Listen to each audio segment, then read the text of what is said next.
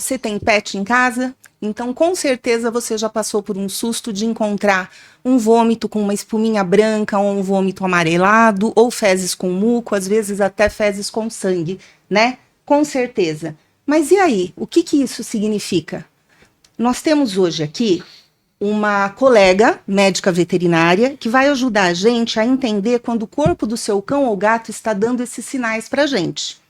Para tirar suas dúvidas e te ajudar a resolver essas situações, tá bom? Então nós vamos começar o podcast Conexão Agrosolo.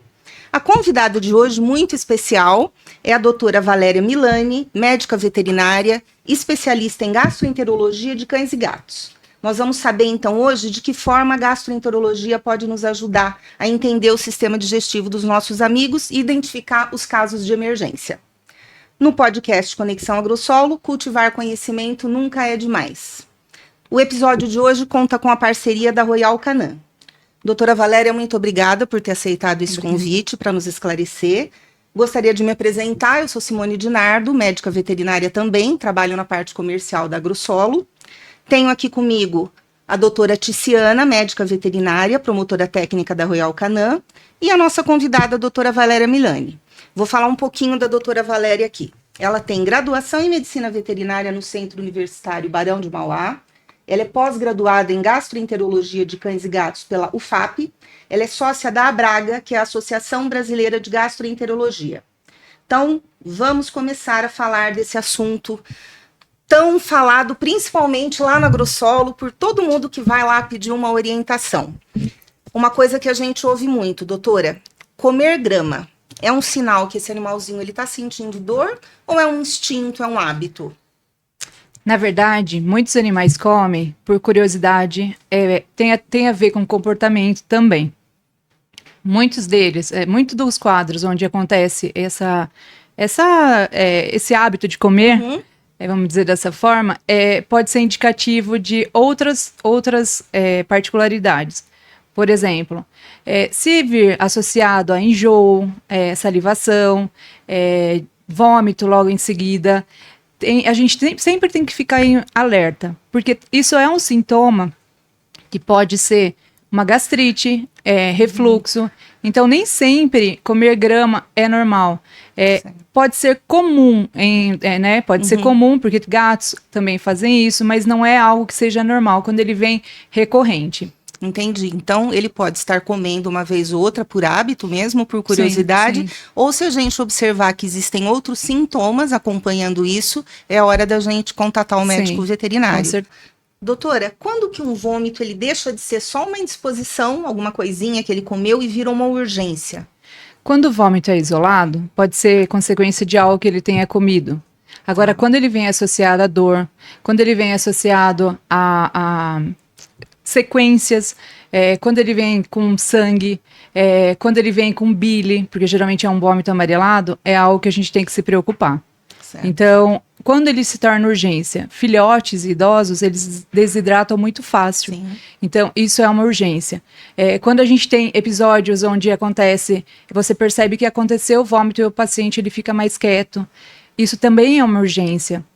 Então, eu sempre falo, quando ele se torna recorrente, ou então quando vem associado de dor, procure sempre um veterinário, vem apatia, sensibilidade, ele nunca, tipo, é normal, é meio que comum, pode acontecer caso ele coma algo de diferente, mas certo. Frequente, assim, quando ele vem associado de outros sintomas, é uma urgência. Tristinho, se recusou a comer, a gente sabe que tem mais alguma coisa aí, certo. E agora, você até veio lembrando agora, assim, tem muito tutor que fala, por exemplo, assim, gato principalmente. Ele come e vomita logo em seguida. Então tem uma diferença, não tem? Com certeza. Que é quando volta a raçãozinha praticamente inteira. Exato. Ele comeu e volta. Ou ele já digeriu. Sim, filhote tem muito hábito de fazer isso. Os filhotes, tanto gato quanto Mas de comer muito rápido? Muito rápido. Come muito rápido, não digere, não mastiga, então isso pode acontecer. Filhotes têm muito hábito de fazer isso. Seria mais um manejo que a gente tem que... Exato. Tá. Seria o caso da gente espalhar mais as refeições, diversas refeições. Exato, né? Seria bem mais fácil. No entanto, hoje tem vários brinquedos que associam, para recreação, né? E o gato, ele precisa desse tipo de brinquedo para ajudar na socialização. Sim. E assim, para se divertir. divertir mesmo. É os brinquedos inteligentes. Sim. Ó, uma outra coisa também muito comum. A gente brinca às vezes, né? O cliente fala que ele tá lá recebendo uma visita e de repente o pet começa a soltar alguns gases e vê um barulhão na barriga. Sim. É normal ou ele tá sofrendo, ele tá sentindo dor quando isso acontece? Muitos dos tutores, né, que agora é chamado de responsável, isso. né, eles acabam achando que isso é engraçado. Vamos pensar assim, o intestino, ele tem a motilidade, ele vive em movimento. Então, teoricamente, os barulhos podem acontecer, só que a gente tem que ficar um pouco apreensivo quando a gente percebe que os barulhos ficam mais fortes, ou então, existem dores. O que isso pode significar? Será que o paciente tem uma desbiose, que é assim, um descontrole populacional de bactérias boas e ruins? Pode ser. Será que nós temos aí uma doença de intestino delgado, que também é causada por uma sensibilidade, uma reação, uma alergia alimentar? Pode acontecer. Será que isso é igual ao ser humano? Então, eu costumo dizer assim, comparo muito com o ser humano. Quando que o nosso movimento aumenta? Talvez quando a gente come alguma coisa indesejada, é uma coisa que pode fermentar, principalmente por causa de fermentação. E assim, se isso acontece, se acontece um episódio, por exemplo, de perceber que um dia aconteceu e os outros não, vamos pensar que ainda é ok. Mas quando ele vem junto com apatia, com dor, você percebe que os barulhos fazem com que o paciente acaba não comendo, ele deixa de comer uns 2 dias, um dia, ou então ele precisa entrar com alguma medicação. Aí geralmente os tutores eles fazem uso próprio de dipirona, enfim, outras medicações. Isso é um sinal de alerta. Então eu sempre falo que o que é normal, o que é comum, pode ser comum, mas não é normal. Então, a fermentação faz com que aconteça esses barulhos, a desbiose faz com que aconteça esses barulhos, a doença do intestino delgado faz com que aconteça esses barulhos, né? Eles falam até um barulho de, como eu posso dizer, um assopro, né? Fala, Tice. Não sei, tipo, tem que já falou né? Você um deu borborigmo, uma sacola e você vai amassando assim, então aquele isso, barulhinho. você ouve até de longe às vezes. Sim. Né? Mas então, na verdade, a frequência é muito importante que o tutor com observe, certeza, né? Com certeza. Se esse movimento, se esse barulho, ele está sendo isolado e eventual. E se ele vem acompanhado de algum sintoma clínico. Se isso começa a acontecer com frequência sim, e acompanhado de alguma outra coisa. Sim. Ok, bem como a gente mesmo, né? Sim, eu sempre comparo. Agora vamos colocar um pouquinho da parte alimentar, né? Porque a gente sabe que hoje não só o alimento industrializado, mas o tutor tem aquela relação afetiva. Então, o que eu tô comendo é um pedacinho de queijo, eu dou. Pedacinho. É um pedacinho de frango, eu dou. Então a gente começa a perceber isso. Com relação assim a frutas e legumes, que a gente pensa, então fruta e legumes é saudável. Pronto, posso dar tudo pro meu cão e gato. Posso. Não pode, não pode. Muitas das pessoas, o que eu tenho recebido é as pessoas dando uva. Uva intoxica o paciente. Uva é muito grave, pode causar insuficiência renal. E assim, a pessoa chega... eu tive, há uns meses atrás, um paciente que caiu um pote de uva passa no chão, e era um labrador. Ele comeu, no dia seguinte ele teve uma insuficiência aguda, e foi muito grave, veio a óbito. Então... Meu Deus! Não tem casos que é irreversível. Então a gente fala assim que uva, maçã pode, desde que ela não tenha semente. O que você pode dar? Maçã, você pode dar banana, maçã sem semente, banana normal, melancia, você pode fazer o uso. Batata doce, eu costumo dizer chuchu, você pode, desde que o paciente aceite e não tenha nenhuma na verdade não tenha nenhum distúrbio gastrointestinal. Nenhum problema, isso, né? ok. O que você não pode dar? Cebola, abacate, uva, chocolate. Então, tem algumas coisas, alguns alimentos onde queijo, o queijo ele tem muita gordura. Então, tem muita coisa que você não pode fazer o uso. As frutas cítricas também? Sim, eu tenho um pouco de receio. Sim, tomate, tem pessoas que dão tomate, particularmente eu não gosto. Tá? Perfeito. Até já entrando nesse gancho de só um pedacinho, você acha que hoje, assim, hoje a gente percebe o aumento do número dos casos de pancreatite. Sim, que antigamente a gente não via. Exatamente, né, era uma essa doença assim, quantidade ela de era muito pancreatite. esporádica. Nossa, meu animal tem pancreatite. Meu Deus, como assim? Sim, E hoje não, a gente percebe assim que é muito corriqueiro e se tornou normal. E a gente sabe Sim. que não é normal. sim. Tem algum fundo assim alimentar no sentido dele não comer só o alimento industrializado, ele comer coisas nossas? Tem Alguns essa pacientes, relação? alguns cães, eles têm predisposição a ter pancreatite. Ela pode ser controlada e talvez curada, ou ela pode fazer com que o animal venha a óbito. Então, é assim, como que a gente vai saber? Fazendo uso, eu costumo dizer que um pedaço de carne para um paciente que nunca comeu e acaba desenvolvendo uma pancreatite, pode ser fatal. Queijo, que tem muita gordura. Que mais? Um pedaço de presunto, tem muito sódio, tem muita gordura. Então, hoje eu falo que a pancreatite, ela é tratável. E a gente fala que ela é inflamatória, ela não é infecciosa, desde que os exames mostram que não tem leucocitose. Né? Se você antes, como que a gente tratava uma pancreatite nós, veterinários? A gente deixava o paciente 2, 3 dias sem comer. Em jejum Exato, absoluto, exato. Possível. E assim, hoje não é mais dessa forma. Fala assim, os novos consensos não mostram isso. Eles falam para continuar dando a medicação e tratar a inflamação, analgesia. E assim, só se tiver realmente febre, leucocitose, aí para fazer o uso de antibiótico. Então, o que eu penso? Vai muito de paciente para paciente. Evitar, com certeza. Eu falo, hoje a gente tem diversos tipos de alimento. Para que você dá? É um agrado. Tenta uma fruta.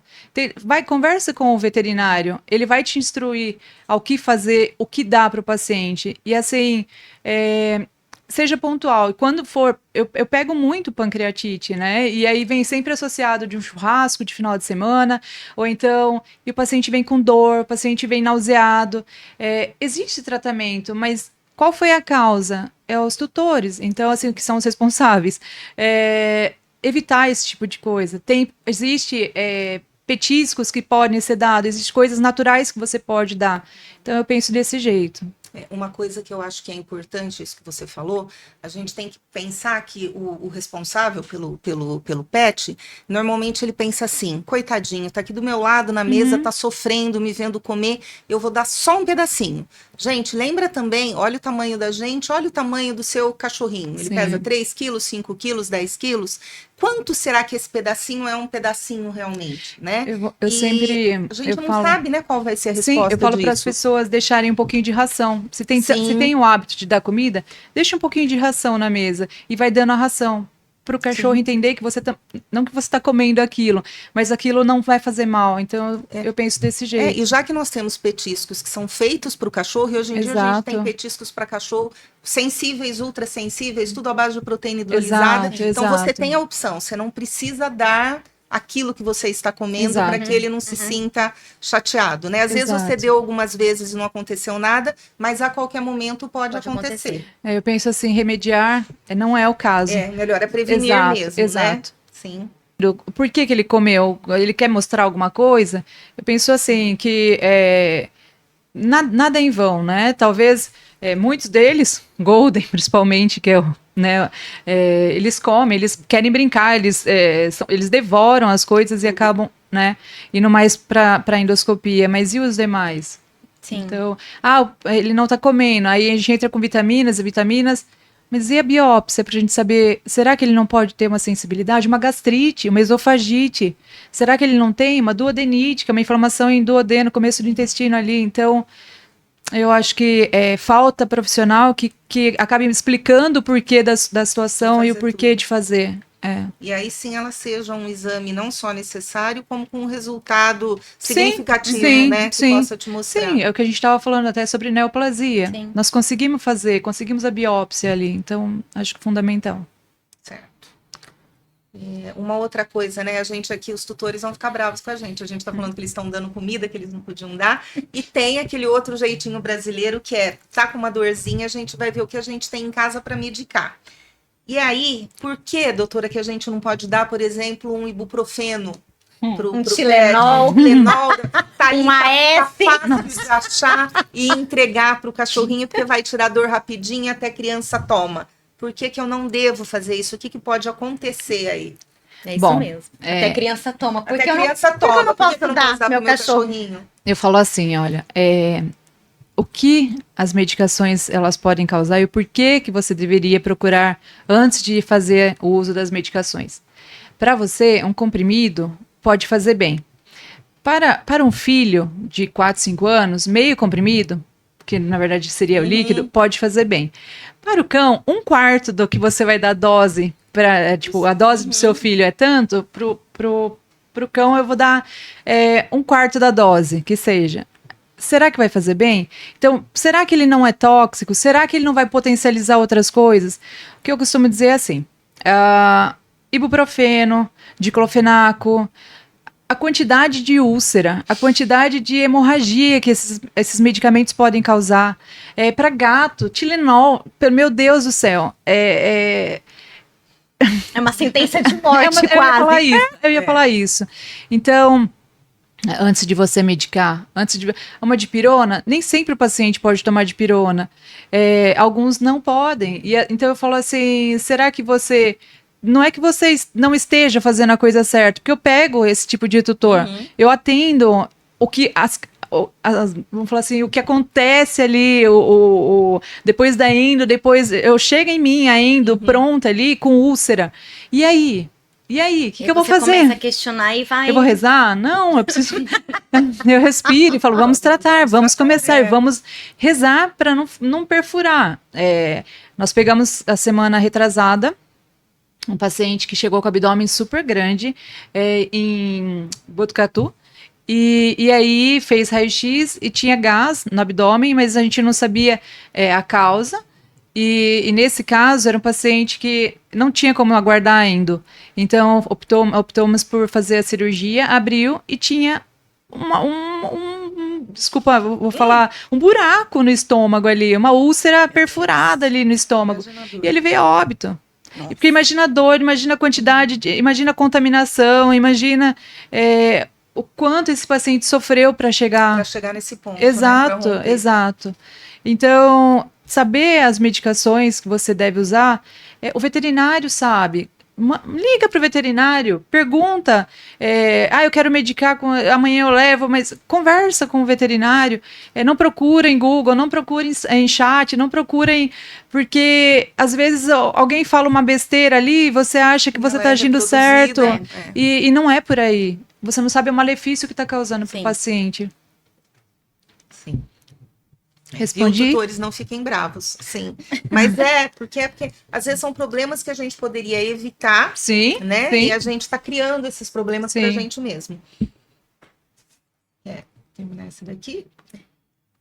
A gente pensando, né, que a pancreatite que a gente não ouvia falar tanto e agora ouve, e agora também temos outra. E eu acho que teve até uma mudança de nomenclatura, né? Porque antigamente a gente sempre falou de doença inflamatória intestinal. Hoje não mais. E hoje é enteropatia crônica. Enteropatia crônica. E assim, a cronicidade, por exemplo, assim, é uma diarreia a partir de 3 semanas. Creio que deva chegar para você com meses de diarreia. 4 meses. Mas anos. começou ontem. Começou ontem. O animal tá lá, perdeu peso. Não, mas começou ontem, doutora. Tem 2 dias. Então a gente sabe que não... 4 meses, 6 meses, 1 ano, 2 anos. Eu tentei tudo, doutora. Eu tentei tudo. Eu já dei todos os tipos de ração. Gente. Eu dei ração e dei frango. Eu coloco junto ali um caldinho de carne. Uma semana. Ele quer que o milagre esteja ali. Em uma semana que tudo cesse. O que é uma enteropatia crônica? Nada mais é do que uma inflamação crônica. Então, isso não vem de agora. Isso já vem de um tempo.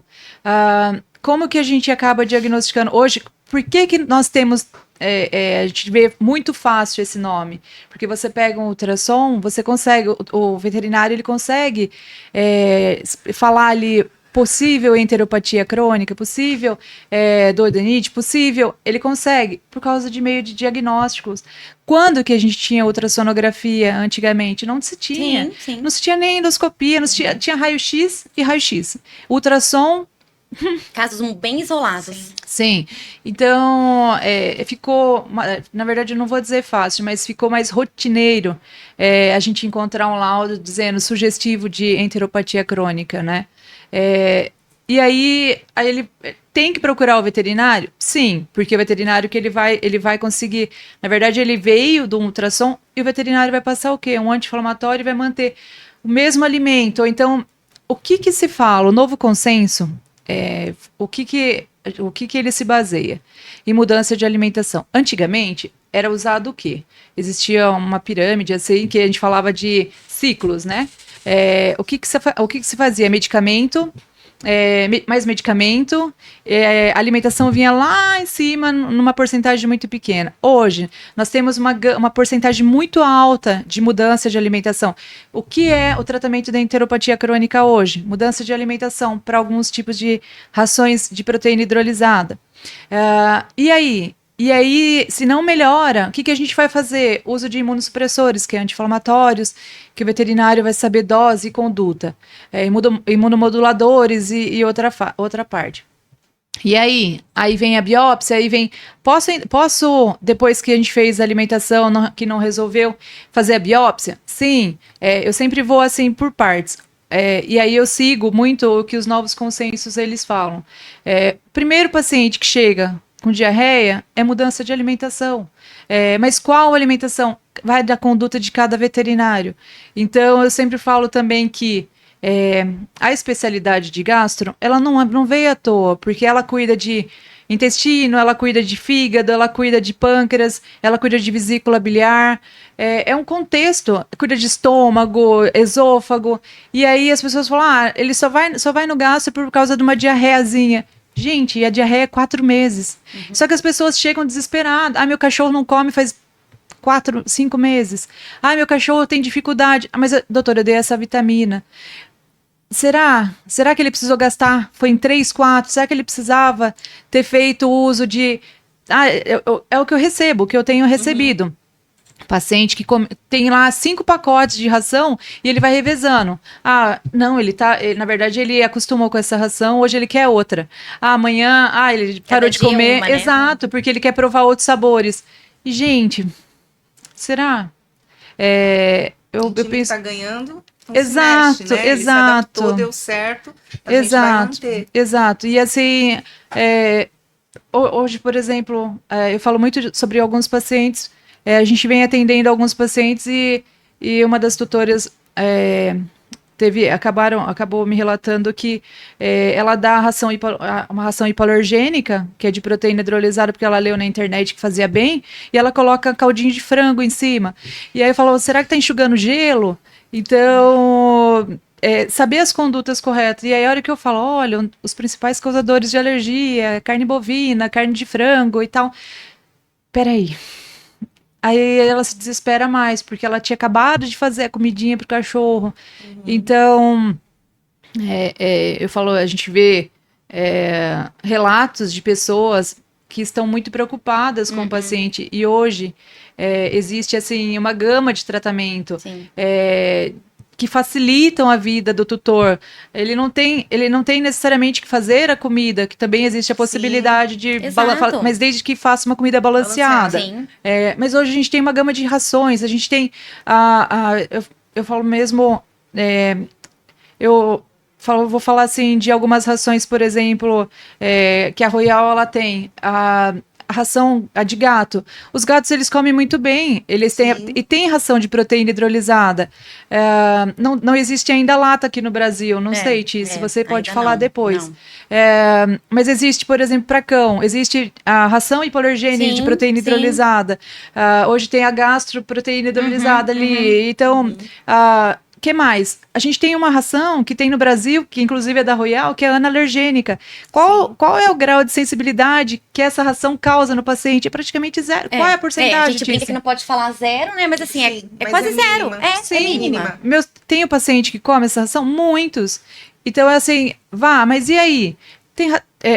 será que esse paciente vai comer? Será que esse paciente vai comer aquela? Será que ele vai comer uma ração com baixo teor de gordura, uma gastro low fat? Qual ração que ele vai ter que comer? A gente não sabe. Para isso existem exames que vai comprovar que tem triglicéridos, colesterol aumentado. Para que serve uma coisa ou outra? Será que eu tenho que usar essa ração de fácil digestibilidade? Será que... Então isso tudo é o veterinário que vai ter que te orientar. E assim, as pessoas estão falhas, né? Elas querem ir lá e comprar 5 pacotes, começar a testar tudo. E assim, não acho que ela esteja certa. Mas é a necessidade, é o desespero. E assim, procure um especialista. Ele vai conseguir te falar qual é a conduta a seguir, qual é a ração a seguir, porque o intestino... Ele mostra, e assim, ele é a base, ele reflete outras doenças, né? Ele pode, tipo, o intestino inflamado, ele pode causar doenças de pele, o intestino inflamado, ele pode causar doenças sistêmicas de outras. Então, procurar realmente um veterinário nessa parte de especialidade é muito importante. E saber a conduta que ele vai tomar, ouvir, porque... Hoje não é qualquer remédio, hoje não é qualquer medicamento. Eu acabei de falar sobre consenso. O alimento, mudou o alimento, talvez já resolva o problema, mas o alimento certo. É isso. E hoje eu falo assim, o que a gente percebe é que o tutor ele tá muito no imediato. Então ele trocou a alimentação, ele quer uma resposta para amanhã. Sim. E o intestino hoje, os estudos mostram que são 15 dias, é um mínimo de 15 dias para você começar a ter... Eu falo até 4 semanas. Eu falo assim, que a gente tem os estudos, sim, eles mostram sim. que em 15 dias você já começa a ter uma melhora. Por exemplo, assim, um animal com diarreia. Então, as fezes começam a ficar mais pastosas, começam a melhorar. Sim. Não melhorou em 15 dias? Eu persisto com o alimento por mais 15 dias. Então, eu fecho o ciclo de um mês. Já tive uma resposta. Não tive ainda? Você fica mais uma semana. E o tutor, ele quer assim. Ele deu não hoje, vai fazer isso. Amanhã ele quer bonitinho ali as fezes. Imagina. E a gente sabe que não é assim, né? Quanto tempo ele levou para inflamar? Meses, anos. Ele vai esperar um dia? Mas eu quero a resposta em um dia, entendeu? O que eu acho que a gente tem que entender é que, assim, eu acho que a diarreia e o vômito, eles são sintomas que eles aparecem na maioria das doenças, né? Em inúmeras situações. Sim. E às vezes as pessoas, então, banalizam, né? Sim, com certeza. É só uma diarreia, mas ele tá bem. Foi só um vômito, mas então ele tá bem. E esquece tudo que pode vir por trás, né? E hoje a gente já tem os veterinários, especialistas nisso. A gente tem um mercado com rações indicadas, né? A gente fala as rações coadjuvantes, as rações terapêuticas, indicada para cada patologia, feita pensando naquilo, sem a necessidade de se adicionar, né, o franguinho ou aquilo que vai tirar todo o objetivo do tratamento da ração. Para que ele não sofra, nós temos os petiscos, para que ele possa também sentir prazer, além da alimentação com a ração, que está balanceada para que atenda todas as necessidades dele. Então, eu acho que é isso, é a gente procurar por ajuda especializada, utilizar o que tem de melhor no mercado, que aí sim nós vamos estar facilitando, né, a vida do nosso... O quanto é amar. Pet ali, né, que hoje em dia a gente já chama de filho, de tio, de irmão, de, sim. né? E o quanto membro da família. Sim, o quanto a gente ama esse paciente, o quanto a gente ama esse animal, o quanto a gente ama esse filho. A gente pensa, não é só o que eu vou gastar, é o sofrimento. A gente não quer ver quem a gente ama sofrendo, né? A gente quer que isso seja resolvido da melhor forma. Igual a gente, não, tá absolutamente. Aqui. Não, fica ali no ele mostra diarreia, ele mostra o sintoma. Fala, eu tô aqui vomitando. Sim, olha minha diarreia, tem 4 meses. É isso. Eu acho que a gente conseguiu trocar ideia aqui, eu espero que a gente tenha ajudado. Doutora Valéria, gostaria de acrescentar mais alguma coisa para a gente encerrar? Sim, o intestino é o termômetro da saúde do seu pet. Então pense muito bem antes de você dar alguma coisa, antes de você procurar medicar com alguma medicação, com alguma coisa, eu acho que é muito importante. É isso, muito obrigada. Nós que agradecemos. E lembrando que você encontra na Grossolo, tanto na loja física como na loja virtual, toda a linha gastrointestinal da Royal Canin. Então, como a gente falou, a gente tem produtos com proteína hidrolisada, que não tem o franguinho na composição. A gente tem produtos para gato, produtos para cães, com alta fibra, com restrição de gordura. Por exemplo, a Analergenic, que é um produto muito específico, e ele é um produto que não é produzido aqui no Brasil. Então, na região, a gente encontra tanto na loja física quanto na loja virtual, aqui na Agrosolo. Podcast Conexão Agrosolo. Cultivar conhecimento nunca é demais. Depois faz um milagre ali. Pronto, vai lá pra aqui agora. Fala que a gente não ensaiou o dia. Olá, meninas.